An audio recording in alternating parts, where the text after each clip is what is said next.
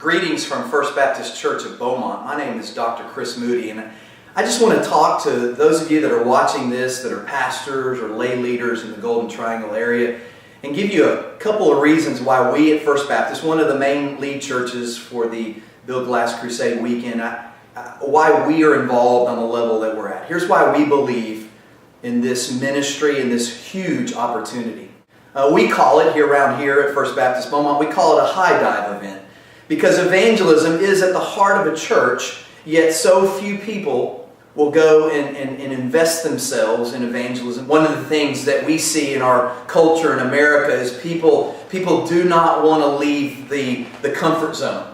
And this weekend is a weekend about leaving the comfort zone for an unknown zone. And it's practice. In that unknown zone is really where faith matters. It's where risk is captured for the kingdom. And as people go into that unknown zone for the single purpose of following the Great Commission to a demographic, to a part of our society that Jesus himself said was close to the heart of God, whether it's feeding the hungry or clothing the naked or visiting those in prison. These three, along with widows and orphans, this is the fringe yet the center of what Jesus said is close to his heart and his kingdom. So I want to encourage you to really engage and take advantage of this opportunity. This is a kingdom opportunity. And people that you'd be very surprised will take advantage of this opportunity. And they will engage God's kingdom in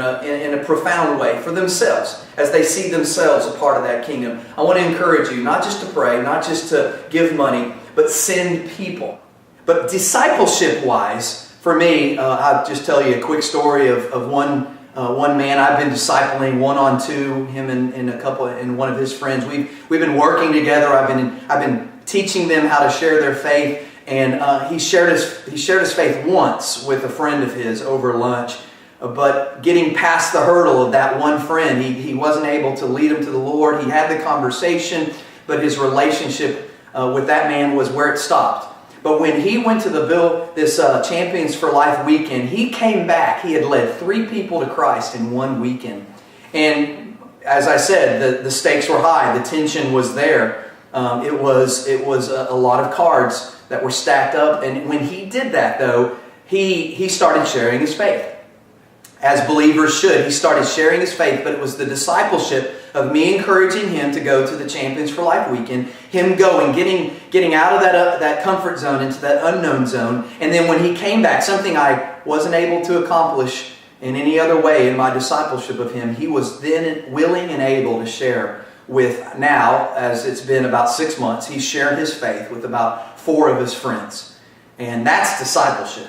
Evangelism, discipleship, not seen as 2 separate things, but seen together in light of the Master's plan of evangelism. Discipling people to disciple people through the encouragement of evangelism.